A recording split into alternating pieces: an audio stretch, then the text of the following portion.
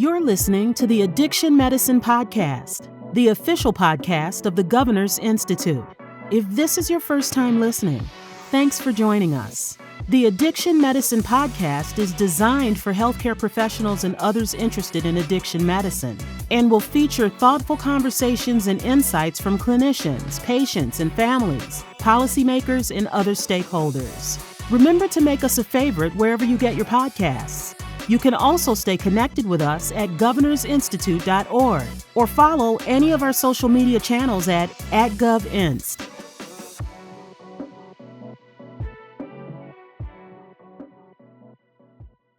Hi, I'm Paulyn Williamson, Director of Physician Initiatives at the Governor's Institute.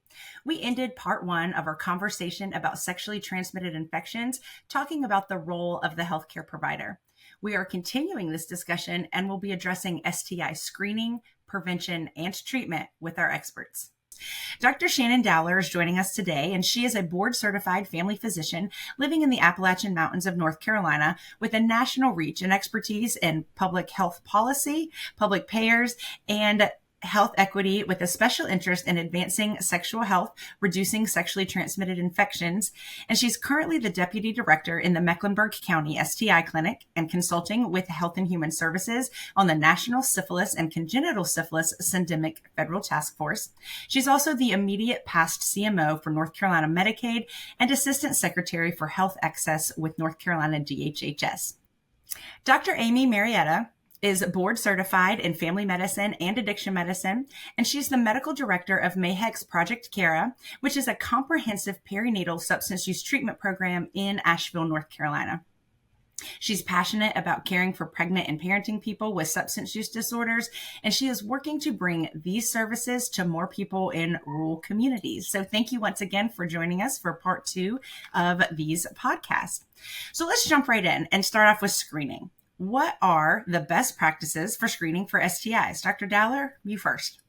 All right, so this is a really complex answer. I think thing one, if you get nothing else out of this podcast, you need to go to your phone apps and download the CDC app. It's the STI treatment guidelines. Everybody needs to have that free app on their phones. It addresses screening, prevention, and treatment based on the prevailing guidelines. So they keep it constantly updated.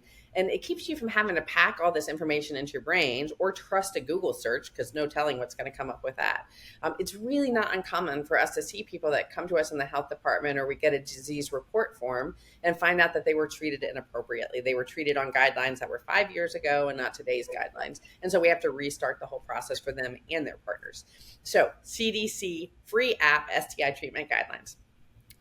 For screening, even when I'm in my primary care clinic and not in the STI clinic, I want every new patient to have a thorough sexual history and screening at all sites of exposure. It's sort of your kind of control-alt-delete. No telling what they've had before you've seen them. There's no telling how honest they were with their prior providers. So do a really detailed sexual history and screen all sites of exposure. From there, it really depends on risks. Even people in monogamous relationships can get infections, because not everybody is always monogamous, or what some people consider sex, other people don't consider sex.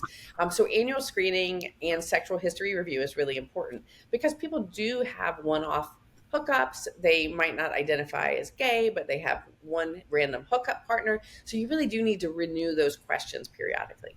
When you have someone who is high risk, meaning they have several unprotected partners, they're using hookup apps, they're trading sex for drugs or money, men who have sex with men, or trans women, I would test every 3 months at all sites of exposure and really hone in on ways you might help them prevent infection. Finally, when anybody ever changes partners, they should have testing. So they arrive with their new partner in the best way possible. I feel like as a parent, that was like the most important thing I taught my sons is, when you're going to change partners, you want a clean bill of health. So always go and get tested. And what's been interesting to me is how hard it has been for them to find timely and accessible testing. And so this is not an easy path, but if you are seeing the person, they're in your office, please make it accessible and available. Great. So what are we seeing with the pregnant population? Sure. So the best practices for screening in the pregnant population are that pregnant patients should be screened for sexually transmitted infections, including gonorrhea and chlamydia, syphilis, HIV, hepatitis B and C, as soon as possible after that first positive pregnancy test, but at the very least upon entry to prenatal care. And in some cases, testing for trichomonas and herpes virus may be indicated. And then screening should be repeated for syphilis and HIV at the beginning of the third trimester, so around 28 to 32 weeks, and then again at delivery. Screening for gonorrhea and chlamydia should be repeated at about 36 weeks of gestation, so about a month before their due date. And then individuals in labor who have not been screened in pregnancy or have not had any prenatal care or have a stillbirth after 20 weeks of gestation should also be screened at delivery.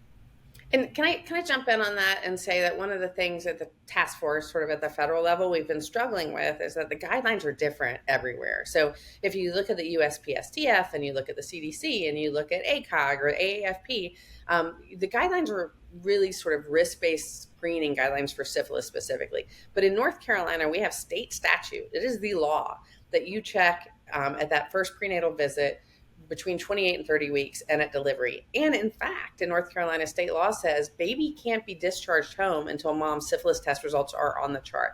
It doesn't mean people are necessarily following it, because some of the cases we've investigated have been people who have been in prenatal care and not had that testing done. But North Carolina is kind of ahead of the game and having state law around this. Very interesting. So screening is obviously a really important part for healthcare providers to be paying attention to and doing. What are some of the best practices for actually preventing STIs? Dr. Dowler, you first. So I think of it in three categories. So category one is barrier methods: male condoms, female condoms, dental dams. As we know, it's not going to be effective a lot of the time because people aren't going to use them, or cost is a challenge, where it's just preference. They don't want to use them. The next bucket I think about is vaccinations. So hepatitis B and HPV vaccine should be part of your history. The guidelines for HPV vaccination have pushed it later and later in life. So if a teenager misses it, they can get it much later. Like if mom and dad did not want them to have, the STD vaccine, even though it's really a cancer vaccine, we can give it to them in their 20s, 30s, even 40s. So we need to make sure people are getting their HPV vaccine. It's going to prevent cancers later in life, not just cervical, anal, penile cancers, but head and neck cancers as well. The third bucket is medication. So we've had some big advances over the last decade here. HIV PrEP, pre-exposure prophylaxis, should be offered to any high-risk patient. It is incredibly easy to prescribe and to manage. It's really simple. So folks should be using PrEP all the time when they have high-risk populations, or at least offering it and creating a safe place for people to get it. There's something called a PrEP to need ratio, where we look at the amount of PrEP being offered based on the need, i.e. the number of new HIV cases. And we do poorly at this in North Carolina, and particularly along that I-95 belt of where there's a lower access to care. The PrEP to need ratio is really unfortunate. So PrEP should be in your toolbox. The newest advance on the prevention front, this is really, really new, is called Doxy PEP, or doxycycline post-exposure prophylaxis. I was so excited about Doxy PEP that I named one of my new baby goats Doxy. So the CDC just came out with their guidelines on how we should be using this in certain high-risk populations. They're not recommending it for everybody, specifically not for cis women. If you're taking care of a population that's actively dealing with substance use disorder, you should be talking about whether they would be a good candidate for doxycycline post-exposure prophylaxis. Great. Dr. Marietta, can you discuss the importance of partner treatment to prevent reinfection as we talk about prevention? Sure. So we can reduce the risk of reinfection and increase success of treatment by treating partners. So one way to do this is through expedited partner therapy. And this is when we facilitate treatment for a known sexual partner or partners by giving an antibiotic or a prescription to the diagnosed, or what we call the index patient, the first patient that has the infection.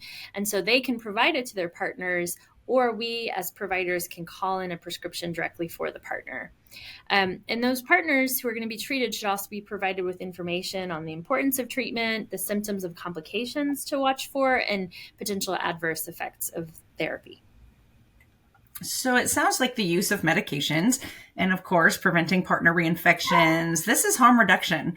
Dr. Marietta, what are some other harm reduction strategies that we can keep in mind? Sure. So, everyone has heard of harm reduction, right? So if you wear a seatbelt, if you use a bike helmet, you are engaging in harm reduction. We do things that have risks. And when we do things to protect ourselves and reduce the chance of risk from those activities, that's harm reduction. So harm reduction in the substance use disorder space is based on a fundamental respect for the dignity of people who use drugs. There's so much that we can do to reduce risk, no matter where someone is at in their journey, right? By meeting them in a safe and non-judgmental space. And then we talk about several specific strategies for harm reduction. So we can mitigate the harms of ongoing use by ensuring that people have access to clean supplies, safe supplies like needles or syringes. Overdose prevention is a huge part of harm reduction. So ensuring that people have easy and quick access to naloxone or Narcan, and that patients and the people surrounding those patients know how to use it to prevent an overdose death. I carry it in my own bag everywhere because you never know when you might need it.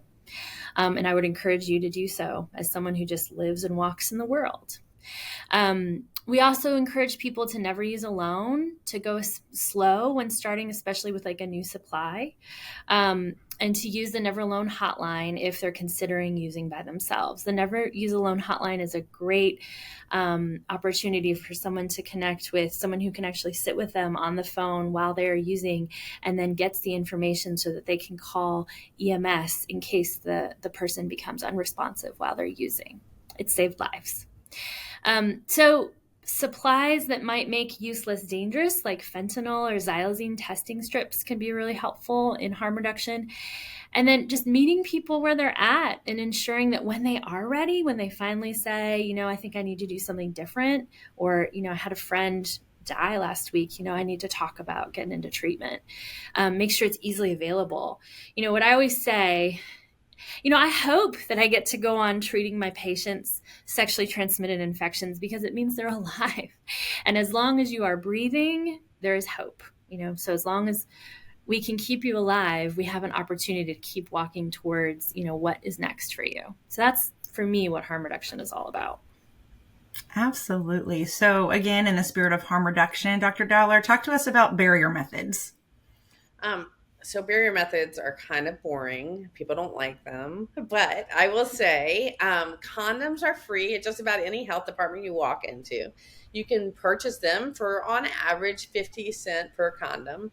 Interestingly, the female condom, which is where the woman has control of her body and how she wants to protect it, costs like $5 per condom. Dental dams are somewhere in between, but if we're honest, I've only run into one patient who uses them.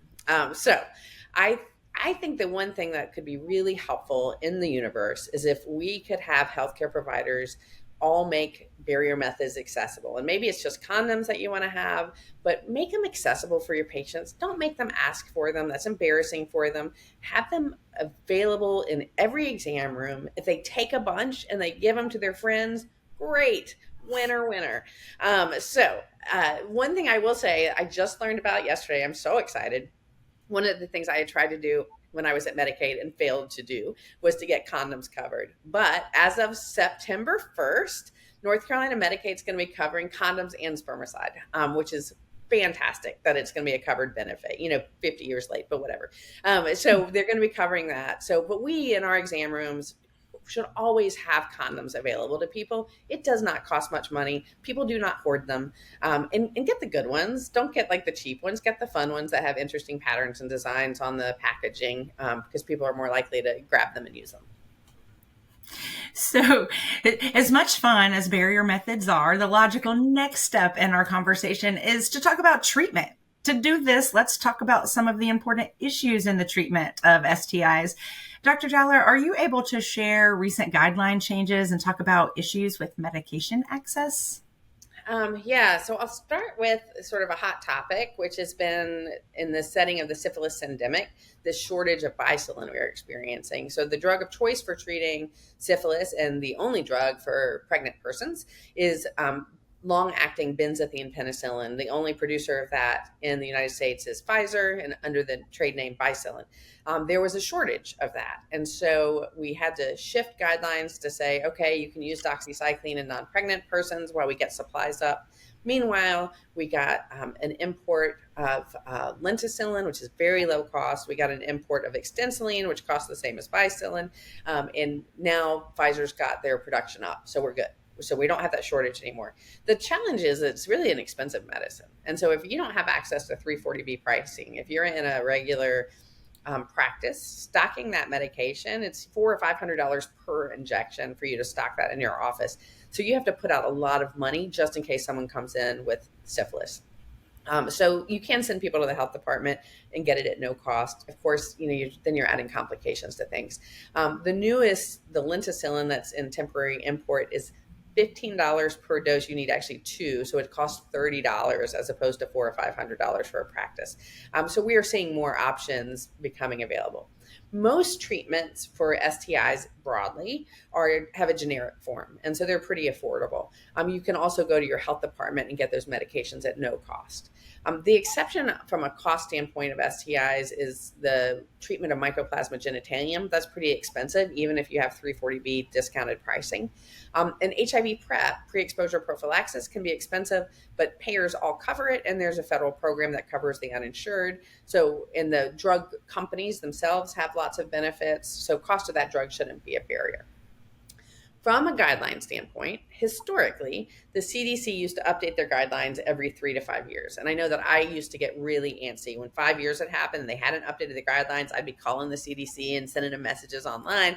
So they have recently expressed their intention to update the guidelines real time on a rolling basis. And this is fantastic news. So instead of us constantly waiting for the big publication, we'll be getting snippets when there are changes that come out in the world. In the last guidelines that was released, the biggest change was probably chlamydia treatment. So we shifted from a one-time dose of azithromycin, Zithro is one of my other goat names, I should say, to doxycycline. And so there are occasional times when you might use Zithromax, but doxycycline for a week is really the better thing. And the U.S. finally came out with our first formal guidelines for testing and treatment of Mycoplasma genitalium.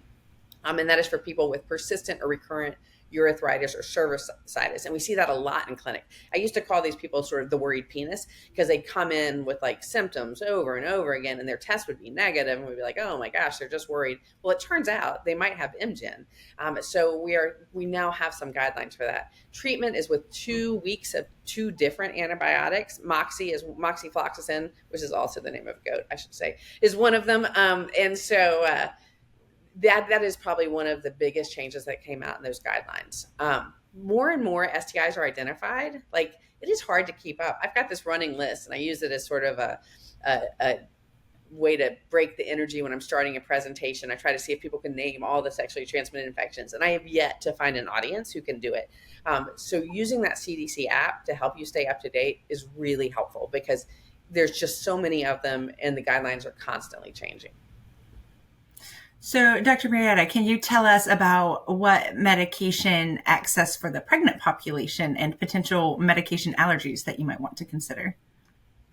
Sure. So many sexually transmitted infections are treated differently in pregnancy than in non-pregnant persons. So, for example, doxycycline, like Dr. Dowler just mentioned, it's used to treat chlamydia or syphilis in non-pregnant people. It's avoided in pregnancy because of potential harmful effects on fetal bone and teeth development. So for like the case of syphilis treatment, unlike with non-pregnant people, doxycycline is not recommended as a treatment choice. So pregnant patients who have a penicillin allergy will need to be hospitalized and sensitized to receive penicillin treatment. And that obviously happens with close monitoring and consultation from specialists. So from here, what can you guys share about managing test results? Yeah, so it depends on the environment you're in. You'll manage test results differently. It's really important that if you have a reportable infection that's that's reportable in North Carolina that you complete the disease reporting form. This is really helpful for a couple reasons. One, it's just helpful for tracking in general, but even more importantly, it tells us at the health departments if your patient's been appropriately treated, so that we can just, file that form and know that you did the right thing in your clinic setting and you gave them the right treatment. If we don't get that disease reporting form, and let's say we find out on the back end from a lab who does a lab dump of reports, then we have to go to your office, call your office, request records. It's a hassle for you. It's a hassle for us. And we really have these hardworking health department staff who are super limited that could be doing other things. So disease reporting is really important, not just for tracking infections, but for making sure that treatment is appropriate and has been done, and that partners then begin to get tested. Probably from the test result that's going to wreck your day, syphilis wins. Syphilis requires 2 tests. You can't just do one. Providers often will send people to us for treatment of syphilis at the health department, and they've only had 1 test. They didn't have that confirmatory test. Well, that wastes a lot of time and energy for your patients. It doesn't make you look great. Patients are annoyed. So syphilis is hard because there's 2 tests. And you can do it in a traditional algorithm or in a reverse algorithm, which makes it even more complicated depending on who you send your labs to. CDC has some fantastic resources and algorithms to help you manage those results. You can always call your local health department, ask to speak to the medical director or a disease control nurse, and they will help you get through this. Your local disease intervention specialist can also be a big help if you're in contact with them. And then if you can't get the answers you need, you can always just go to our state STD division for support. They are happy to take your calls and help you work through these solutions, especially when you're talking about the higher risk populations. Great. So next, what do we need to do about follow-up care? So first of all, I just want to give a big shout out to my local DIS specialists. They are an incredible resource, and I'm so eternally grateful. If they're listening to this, thank you. But, when we think about following up on test results and retesting, in many cases, a test of cure is recommended after treatment. So, for example, a test of cure is recommended 3 weeks after treatment of gonorrhea or chlamydia to ensure that it's been treated and there has not been a reinfection. And then follow-up testing may also be indicated even in the case of a negative initial test. So, for example, if someone has a possible exposure to HIV after an initial negative test, we repeat HIV testing within 4 to 6 months to rule out any infection that may have happened in that initial window period after infection. And that's a period in which testing may be falsely negative. So we want to repeat it. So there may be follow-up guidelines or tests of cure that need to happen even after treatment or negative initial testing. Yeah, and I'll add on to that and say that we talk about test of cure and test of reinfection. Test of cure is really thinking about drug resistance. So we're thinking particularly in gonorrhea, we have crazy drug resistance. We just had our first total all antibiotic resistant gonorrhea hit the US last year. And then test of reinfection is that, did the partner get tested and treated, and or are they just playing ping pong and they're giving themselves the infections back and forth? So doing these follow-up tests are really important because we'll catch people who either have drug resistance or, more commonly, they just got reinfected. So what can you tell us about partner treatment and expedited partner treatment if that's necessary? Yeah, so Dr. Marietta talked about that briefly earlier. Expedited partner therapy essentially gives a provider permission to prescribe for a patient that they don't have an existing relationship with. So in North Carolina, according to the Guttmacher Institute and the CDC, I just looked this morning to make sure it hadn't changed, expedited partner therapy is clearly allowable for chlamydia and gonorrhea. Trichomonas is a little bit more of a question mark. I can't find where it's been explicitly called out, which is, something we need to fix. So use your own judgment. I do expedite partner therapy for trichomonas because we see so much of it. But for chlamydia and gonorrhea, you can do it. Now, gonorrhea, the treatment involves an injection, so that's a little harder to do. But certainly for chlamydia, you can do it. If you're offering expedited partner therapy, make sure that you're documenting the name, date of birth, allergy status, and what prescription you generated in your patient note is a best practice. If you're in a health system, check your risk management team to make sure that they're going to support it. Because while it's very low risk to do it, Some systems feel more antsy about it than other systems. So I would just check if you're part of a bigger system to see what your guidelines and rules are. Honestly, it's a really underutilized tool in our toolbox, and could be very beneficial. So as we wrap up this conversation, I'd like to ask each of you to share what is your best advice for healthcare providers as they think about STIs and then their specific patient populations. Dr. Marietta, what is your best advice? So having discussions about sexually transmitted infections offers us as a provider it's an incredible opportunity to show up for our patients in a way that makes them feel like really seen and heard and accepted, and in like the safe and non-judgmental space. This is particularly true for patients who use substances. And it may be the first time. I hear this all the time from my patients. This is the first time that I've had an experience like this in medicine, that they can experience safety and judgment-free care. The language that we use matters. When we normalize testing and treatment and kind of walk with our patient down that road, it leads to the possibility of them trusting us and opening up about other things that may be going on and their other needs. This is truly how we change intergenerational patterns of trauma and substance use. I really believe that. Yeah, I'll add on to that. I think the first thing I'll say is this is all of our responsibility in healthcare. Sexual health is all of our responsibility. If you're a neurologist, you're thinking about it because you're wondering if somebody has neurosyphilis. All of us need to be thinking about sexual health. This is not just a primary care problem. Don't make assumptions about your patient's sex lives. Ask the questions and ask them often. And particularly sites of exposure. I see so often people that come into the clinic saying, oh, I was tested and everything was okay. But they weren't tested in all the sites they were exposed to. And in fact, they weren't okay. They had infections. So the last thing I'll say about this is if you don't understand what somebody is saying, stop them and ask them to clarify and don't be embarrassed. This happens to me all the time. There's constantly changing vernacular. Now it helps that I've got like 2 now sort of young adult-ish, adolescent-ish boys, and I hear their friends talking, and so I learn some of the vernacular. But it happens all the time when somebody says something in clinic that I don't understand. I had a guy come in once. He was dressed all in camouflage, and he was sort of this mountain man looking guy. And he said he was a contact of syphilis that he'd gotten from a bear party. Well, my first thought was he was hunting bears and got syphilis? Like, I don't even get this. Well, he had to explain to me what a bear party was. And it was not about hunting bears. But, I don't know. It seemed reasonable. But I find that people are more than happy to explain the terms that they're using and help you do better. And honestly, you expressing your vulnerability of not understanding something really creates a safe and accepting space for your patients. So test all the sites, ask all the questions, and ask them often. And don't be afraid to ask for clarifications. This has been very eye-opening and is all a lot of great advice in this podcast. So thank you again both for your time. Thanks to our listeners for joining us. And if you like this podcast, check out some of our other episodes in the Governor's Institute Addiction Medicine podcast and be sure to subscribe. So thank you both. We appreciate your time. Thanks so much. For having us.